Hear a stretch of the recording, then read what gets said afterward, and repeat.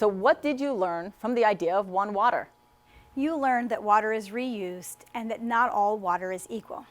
For example, dirty or polluted water can lead to waterborne disease. Even today, this is still a major problem in some parts of the world. Waterborne disease causes a significant number of deaths in the world every year. It is the quality of water that we care about. That is what determines if we can sustain life. So what does water quality mean?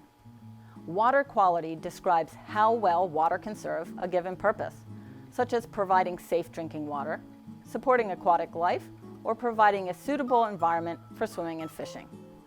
Water quality can be determined by testing a variety of parameters.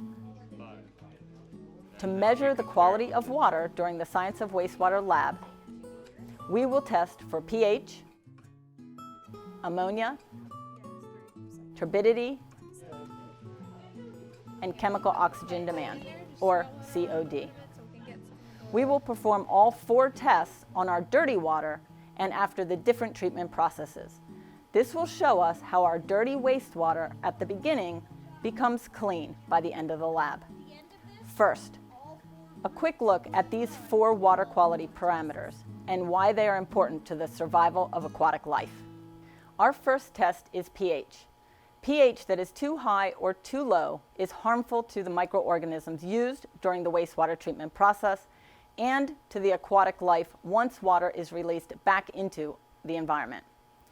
You can see the students testing the pH with a pH strip by dipping it into the water for 5 seconds, matching all 4 colors on the strip of the color chart provided.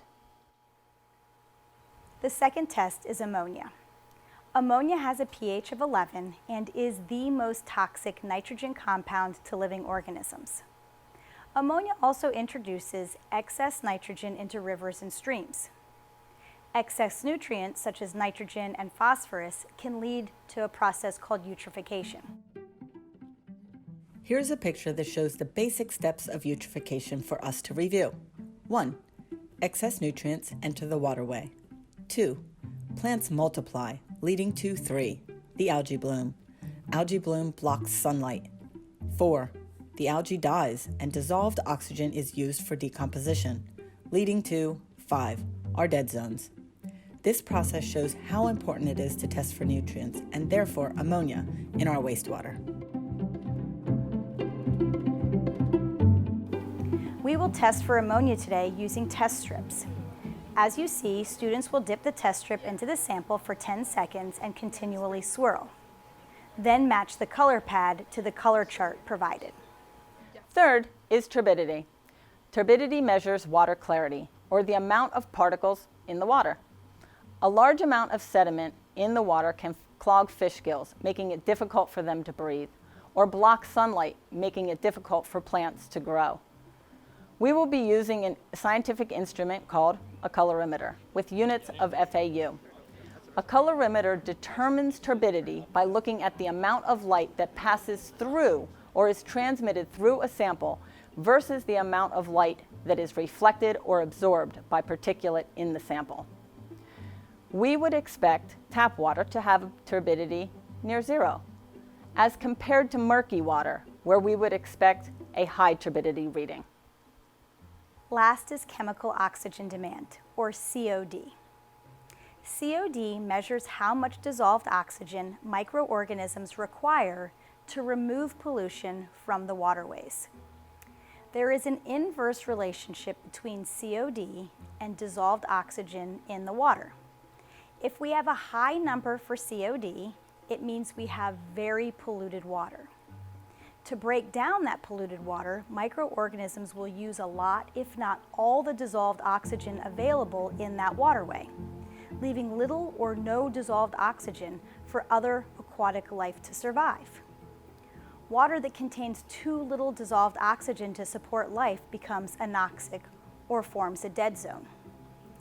If we are cleaning the wastewater, then by the end of this lab, we would expect the COD level to be very low, meaning the pollution would be very low, and the dissolved oxygen levels would be sufficient to support aquatic life.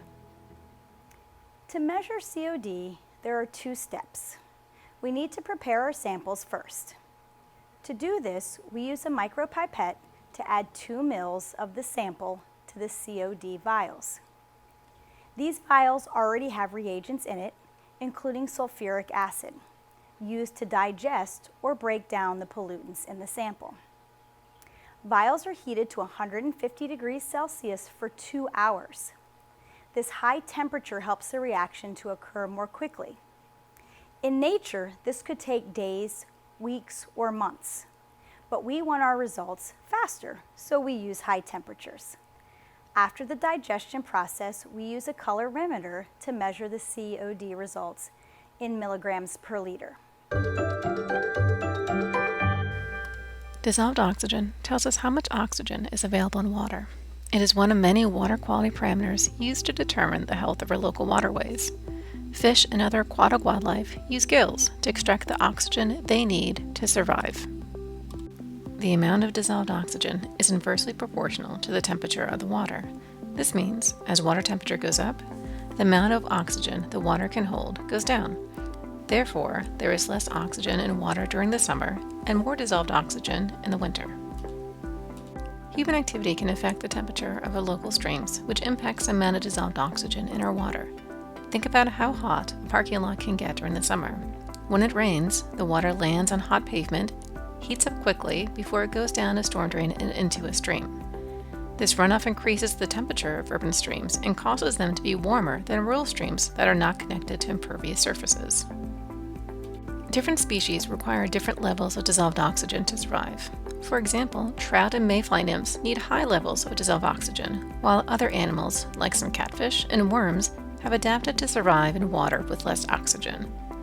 Keeping our streams clean and cool is important to retaining biodiversity in our waterways.